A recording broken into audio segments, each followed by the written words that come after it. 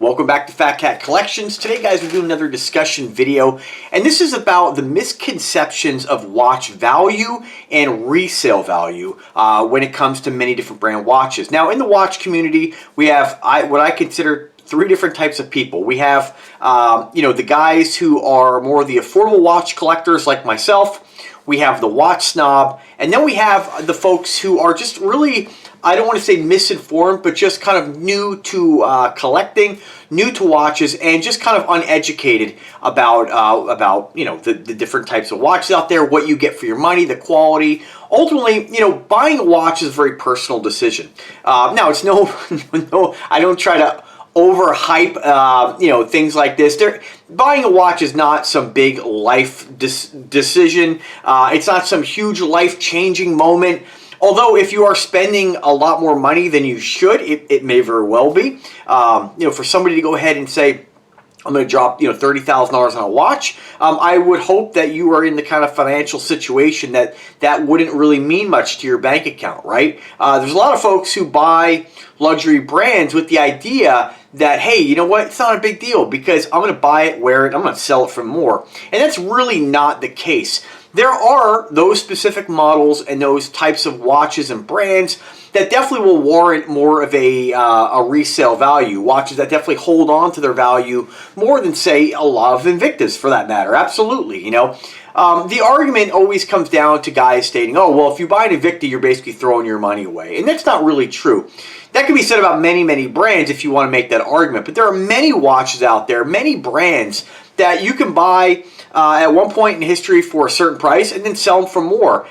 There's many watches that I've purchased over the years. And just so you guys know, if you're new to my channel, I have about 200 watches. I'm fortunate that a lot of companies do like to work with me. And sometimes, to be honest with you, I sometimes I'm amazed, because I'm not I'm not a watch expert by any means, but what I am is honest about what you get for your money. And of course, quality is subjective. Everybody's going to have their own ideas of what they consider important or not. Like when I talk about the check boxes when it comes to watches, what's one of my biggest check boxes? It's going to be, do I like it? And that's really, is this watch kind of draw me in? Is there something about it that that makes me want to wear it? Two, what's it made out of? For me, it's got to be 316 stainless steel. Now, it's not to say that I don't have watches, older watches that are not 316 stainless steel that I don't still like and throw on the wrist once in a while. It's not necessarily a deal breaker, but it is kind of one of my check boxes. For many folks, you're going to have the crystal, you're going to have hollow end links, solid end links. Those are all things that people look for in watches. And I do think, though, I will agree with anybody who collects watches or likes a watch or is looking to buy a watch, that I think it is important for a brand to list that when they are selling a watch. And I'm guilty of it too. When I do reviews, sometimes I'm just so excited to share the watch. I leave out some things sometimes. But I'm pretty proactive about getting back to people. If you have a question, I do my best to try to get you the answer. But there is the misconception, though, when it comes to watches that certain brands are going to appreciate, right? That they're investments. One of those brands is going to be Rolex. I think second to that is definitely going to be Omega. And these are kind of the brands that are sort of like, if we have to kind of label where these brands sit when it comes to, I guess, I hate using the word class, but let's just kind of make it about income, right? For the people who are extremely successful, or however you've got acquired your money, whatever everybody's got different ideas of what is considered expensive. You know what I mean? And so a lot of folks, if you're come from a lot of money or you're very successful, you're spending $30,000 on a watch, or it might not be that big a deal. It might be like me looking at a $200 watch, right? There's other folks who are more extreme on that. Like Mark Wahlberg, I think has like a $1 million Patek, $1.6 million Patek. One of my, internet buddies, Mandy Lyons, got $600,000 Richard Mille. So everybody's budget's different. Everybody's desire for owning things is going to be completely different, right? But there is the misconception that but the reason I bring up Rolex and Omega is that these kinds of brands are kind of like what I would consider more of like the middle class achievement. You know what I mean? It's the kind of watch that guys who just will never be able to afford, $100,000 or $150,000 Patek, but they they kind of use the Rolex as like their pinnacle. They've reached the top and they're really proud of it. And there's nothing wrong with liking what you like. Again, I'm not bashing on anybody. I'm not coming down on anybody for liking what they like. Absolutely enjoy and buy what makes you happy.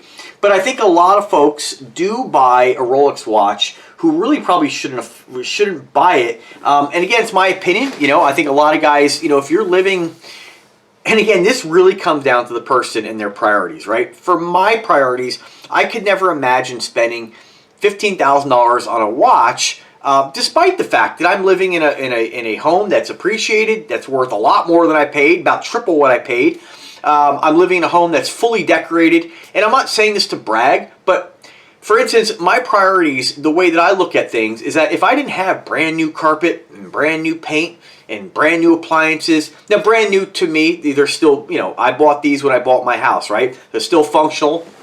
I don't replace things just for the hell of replacing it, right? I bought my fridge in 2004. It's beautiful, it still works. There's no reason for me to replace it, right? I don't need to have the newest refrigerator with all the smart tech. As much as I like that, I don't need that. You know, it's not really a priority to me. Now, if my house looked like it did when I bought it, right? Old paint, you know, old carpet. You know, fortunately, I was able to do all these things before I even moved in. I closed on it, I gutted it, right? And I was fortunate to be able to do that. But if I wasn't able to do that, I sure as hell wouldn't have as many watches as I have.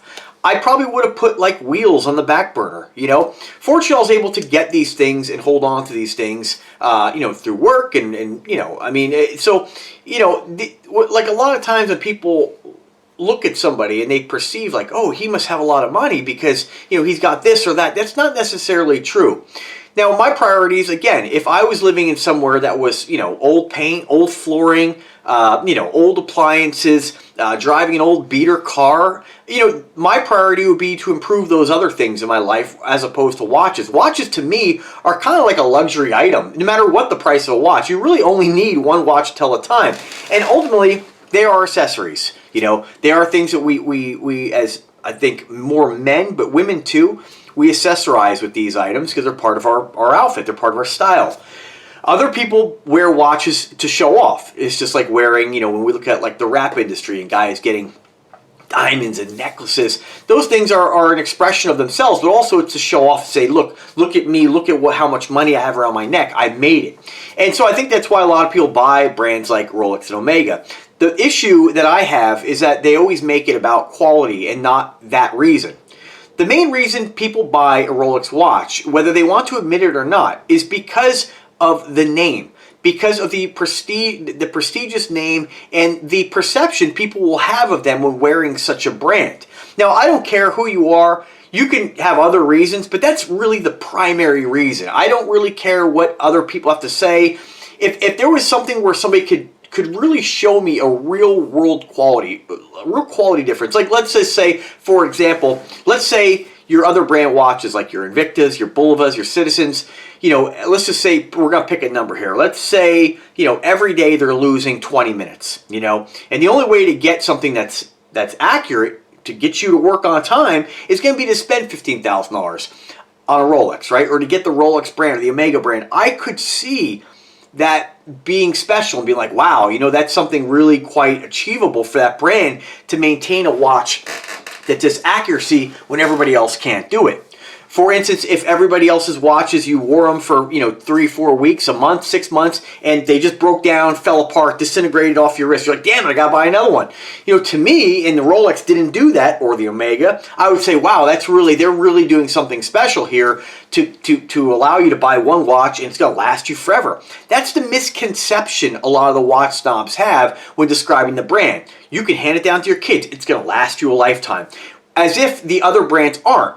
I could attest, I have watches in my collection that are 6 years, well, 6 months, 6 years, 8 years, 12 years, 30 years old, right? That still work. My grandfather's Timex watch. My grandfather was a hard-working man, worked in the coal mines, probably had that one watch, that one Timex that I have, you know, hand winding, and it still works to this day. It was not an expensive watch. Then watch snobs will come back and say, oh, well, they made stuff differently then. You know, there's always an excuse on why these examples exist and why it's different, you know. Tell you right now, you can buy many different watches out there for $65 and they're going to last you a lifetime. I have watches that cost literally $10, like a buy one get one free at a mall kiosk. I mean, absolutely very low quality watches, as poor as you could possibly get when it comes to the quality, and after 25 years they still work. So this misconception about, oh, you have to pay for quality, you're gonna pick up the Rolex watch or the Omega and pick up the Invicta and you're gonna say, oh, what an absolute shitter. And that's just not true.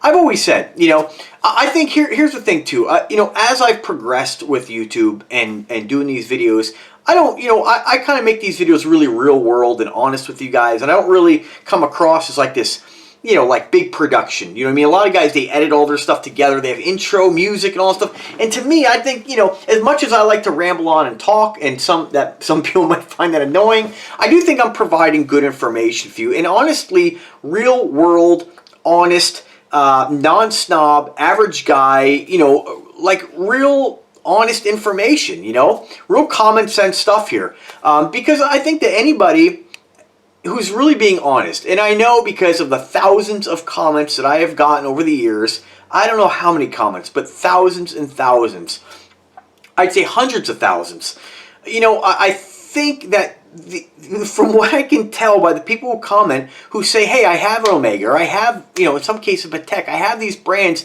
there's not much of a difference. I like to always revert back to, because I think some folks who've been watching me for a long time think that, like, if you say anything about Invicta, that I'm just like gonna argue with you tooth and nail, that you can't say anything about the brand, that I'm like just closed-minded to reasons on why, you know, somebody would consider something a shitter. See, for me, I don't really have this like desire to want to understand somebody who can make such a stupid statement, you know. I understand that in the Invicta style, and I'm not just mean Invicta, I mean, Bulova make some pretty outrageous watches nowadays too, you know. The Precisionist is a pretty big watch. It's a pretty big, flashy watch. I think no matter what brand that I review, you know, there's going to be people out there who would spend the money on it or not spend the money on it based on their own likes and you know, whatever. But focusing specifically on Invicta, because this is the brand that gets the most hate. I mean, besides like Movement and like Philippe Bolloré and brands like that, Invicta is the one that really gets the most hate. And it's always about like, oh, the quality's not there. And when they discuss the quality, they always try to downplay it, you know. When you get honest people like Richard Perret Watchmaker, I keep harping on this left and right because it is such, to me, a damaging video to the argument that the Rolex watch is somehow insanely superior. It's such a damaging argument. Here's a professional watchmaker giving an honest assessment of what you get for a $65 to $80 pro diver by, you know, I believe, if I remember correctly, he take the movement out.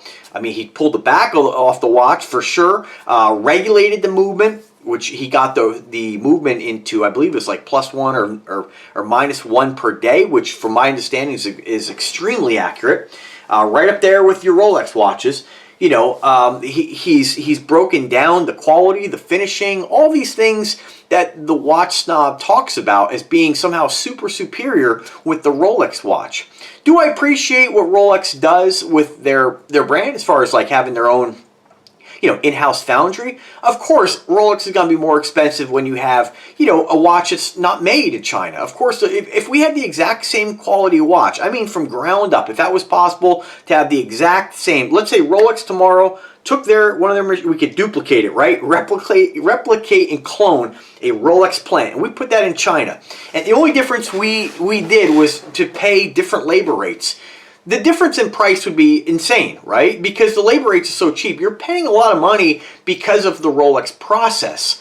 Now, again, remember, these are all my opinions. I'm not giving you guys, I don't have Rolex's spreadsheets here. You know, I'm giving you my honest opinion of what I think is the reason behind the brand. Rolex has been able to charge what they charge because people love the brand. And that's really what it comes down to. And when you love something, you will make excuses and rationalize for it tooth and nail, whether honest or dishonest. You know what I mean?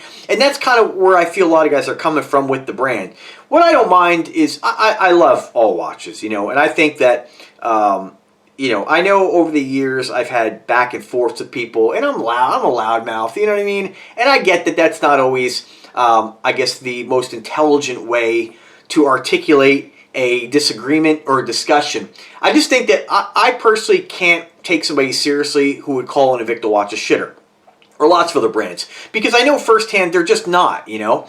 I appreciate guys when they comment on the channel, if they want to have a discussion and make statements like, well, you know, Rolex does this, and, you know, like making their gold, they have their own foundry for like their indices for the gold and whatever gold they use. I appreciate that. I really do. I think that's great to have, you know, that much control over everything that goes into your product. You know, they decide how they want to make it, and they're not letting anybody, like, you know, get them off track on their brand, which I think is incredible, you know. But, you know, I'm just never willing to pay the price for something that you can't see. I'm a tangible human being. I like tangible things. And in order for me to rationalize spending money on something, paying a premium for something, there really has to be something I'm getting back.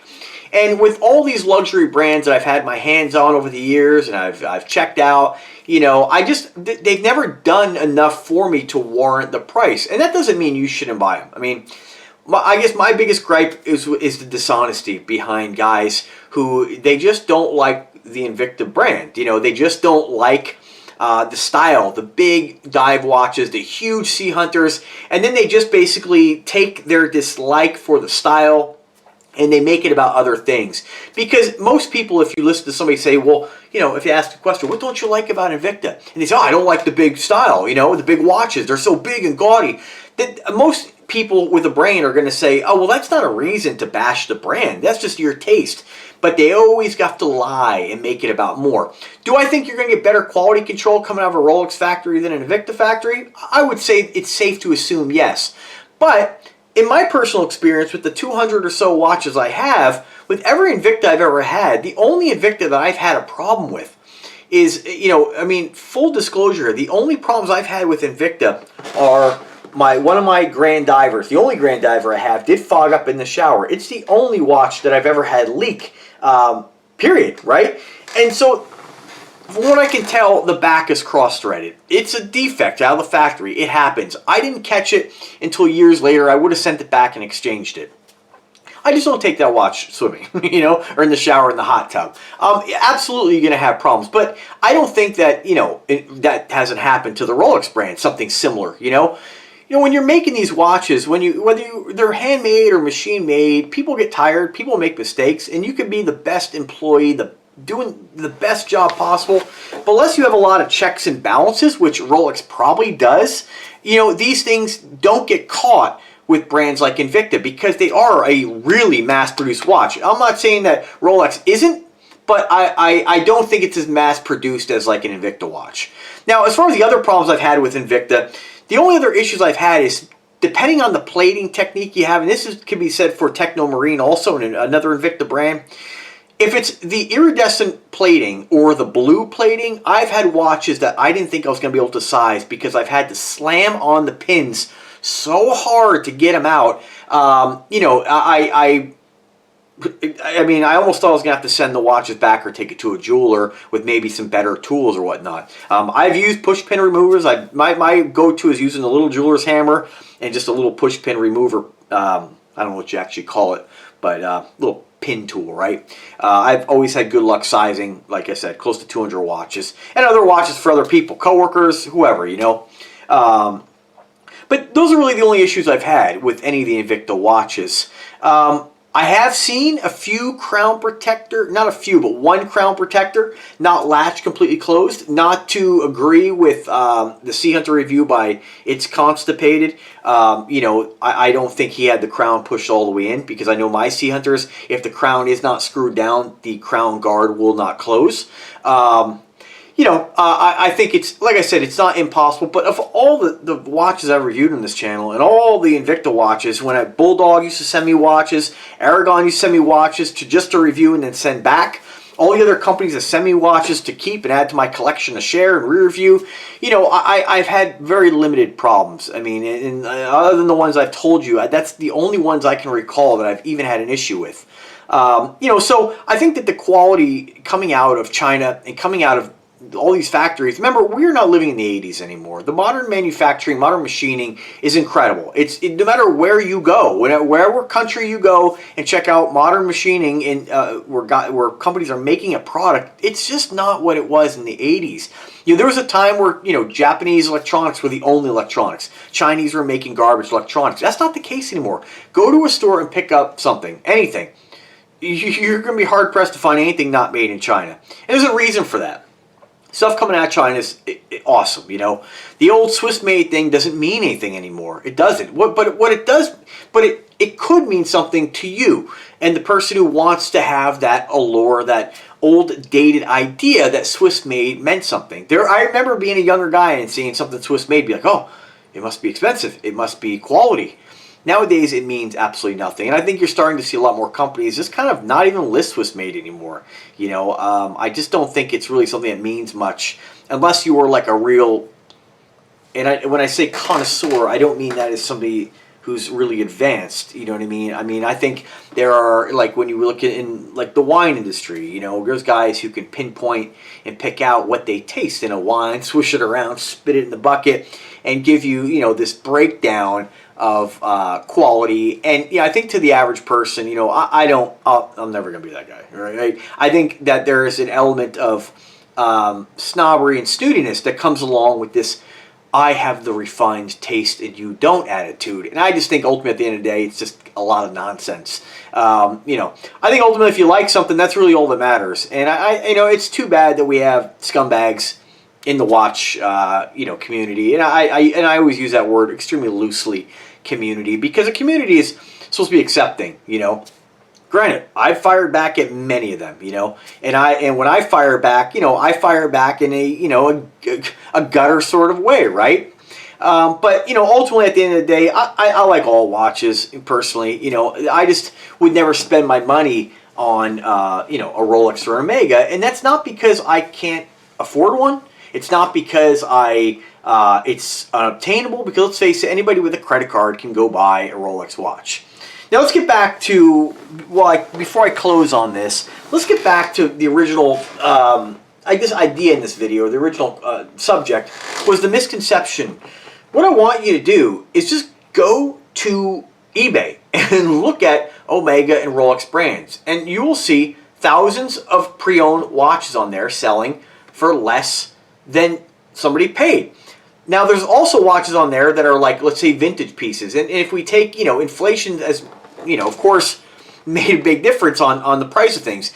There are probably Omega watches on there that are selling for $600 that somebody probably paid under $100 for at one point. If we go back, I believe, 30 years, you could probably pick up a solid gold Rolex for in the $1,500 price range. That watch is going to be worth a lot more nowadays, absolutely. But mainly because of the solid gold, not necessarily the watch. There's a reason why you save money in the pre-owned market. And a lot of Rolex connoisseurs and Rolex snobs, or Omega snobs, a lot of those guys will tell you that. Oh, you can save money in the gray market, the pre-owned market, right? Well, if that's the case, then how are they all appreciating? Absolutely, there's the desirable ones. There are the ones people are willing to pay more for. Absolutely. But I think on a whole, that's not a steadfast rule. And I think, again, don't take my word for it. Go onto eBay and look at the thousands of watches on there. I was looking at, I saw a video this morning from a guy found that a vintage Omega in like a secondhand store, like grab bag full of watches, And I was looking at, vintage, it's kind of beat up, cracked crystal, scratched and shit. But, on eBay, there were several of them being sold, and they were in the price range of $300 to $600, buy now $600. One did have, was all original. One was selling for, had, I think, 11 bids on it, and it was selling for about $330 on the bids. So that watch is probably going to go for a little bit more, but, are you going to get rich on that? Are you going to make a little bit of a profit if you bought it or you found it in a secondhand store? Sure, if you got it cheap, But that could be said with anything. I have some Invicta watches that, if I put them on eBay, I could sell them for more, It just depends on, the market and what becomes desirable. Supply and demand dictates what you can actually get for your whatever product, So just kind of keep that in mind if you're in the market for a watch and you're, maybe you don't want to spend a lot, right? But be careful of the picture that's painted by the watch snob, because it paints a picture that you're not going to get the quality for like $100. And frankly, it's just not true. The watches are incredible. And although, you know, are you going to get gold indices? Nah, you know. Is your lume going to be better on a Rolex than Invicta? Most likely, you know. I say 99% certain of that. But are there other brands out there that are maybe, you know, they focus more on the lume that you don't have to spend that much money on, that's going to be comparable? Absolutely. You know, you can get tritium, which never stops glowing, right? It doesn't matter. It may not be as bright as some of the lume you're going to find on different brand watches, but it doesn't matter. You don't need sun to charge it. It's got a half-life, 20 years. You're always going to see it. You know, it's going to be half as bright in 20 years. But, you know, I mean, these are kind of things that, to me, I just can't rationalize spending the extra $15,000 on, right? You know, but that shouldn't, just understand, if you are going to buy a high-end luxury brand watch, that the differences you're going to see, if any, are going to be extremely minor. You know, they make it out to be like the finishing is just untouchable. It's like, dude, I don't know what finishing you're looking at, but there's not much of a difference. You know, when you have a brushed finish, it doesn't look. They make it out to be like that. That Rolex watch is so beautifully finished, and then you look at the Invicta, and it's like, oh, we finished this with a Brillo pad. Yeah. You know, like, no, dude, that's not the difference at all. So again, check out Richard Pret Watchmaker on his Invicta Pro Diver assessment. He gave it, I believe, a 9.5 or a 9.75 out of 10 on some real, you know, objective categories, you know. And this is a professional watch guy, you know. And you have to assume that if it's a perfect 10 score, we'll give the Rolex a perfect 10. If he didn't rate a Rolex, but let's pretend it's a perfect 10. So 9.5, 9.75 out of 10, $60 to $85 worth, or 5 to, you know, and up. 5,000 and up on a Rolex. So, you know, that 0.5%, that's not a big difference. To me, I'll never warrant spending that much money for 0.5% of difference. So you be the judge. Let me know what you guys think. I do appreciate you guys taking the time to watch this video, listen to me talk about, you know, this subject. Again, we're all going to have different tastes and different ideas. And I think that, you know, being honest about things, I think, is really important. There is nothing wrong if you don't like a watch. You know, Christopher the other day did a watch review on one of these watches with a guy. The watch is, you know, if it said Invicta on it, he would have clowned it. You know what I mean? It would be a child's watch, and if that should be found in a Happy Meal. But because the watch came from a company who sent him the watch for review, the tone is different. Just like when he's reviewed the Star King. And if you don't know who I'm talking about, you'd have to, I guess, watch me to know. But it's Complicated's YouTube channel. He's a big time Invicta hater, and he says things that are pieces things together to kind of prove his point, but it's kind of it's not really accurate, you know. But again, you know, it's buy what you like, buy what makes you happy, absolutely. But you have to look at what people do. And when you have a guy who will review a Star King watch for $40, sent to him for free, or this other brand, which is it's called the Lazy Afternoon. It's basically, the watch doesn't have any hands on it. The face looks like a swimming pool, and there's a guy floating on a tube, you know, and there's a rubber duck float, and that's like I believe your hour marker. Very childish looking watch, in my opinion. But, you know, that doesn't mean that, you know, a lot of people say that, like, a Batman watch is childish, you know. It's not something I would personally wear, but it is interesting to me. And if there was something, I guess, that kind of tied, you know, if I had a pool and I floated in the pool often, that might spark, like, some kind of desire to own that. You know what I mean? So, again, all these watches are cool because they reach people, you know. And if one of their watches is like the zombie watch, right, where it has, like, a pizza, but it's got, like, eyeballs and zombie parts on it, kind of weird. But, you know, I think if somebody was a big zombie fan, loves zombie movies, that's a great, you know, I guess, watch that maybe that person wouldn't wear a watch. And they see that, and it draws them to want to wear a watch and start collecting maybe, you know. So I think it's cool. But, you know, but don't get it twisted. You know, this watch, if it said Invicta, would be completely destroyed in his review. But yet, gives it a good assessment because the watch was free. So again, remember, people will always rationalize what they like, and a lot of times they do it in a very dishonest way. So be smart. Watch other videos.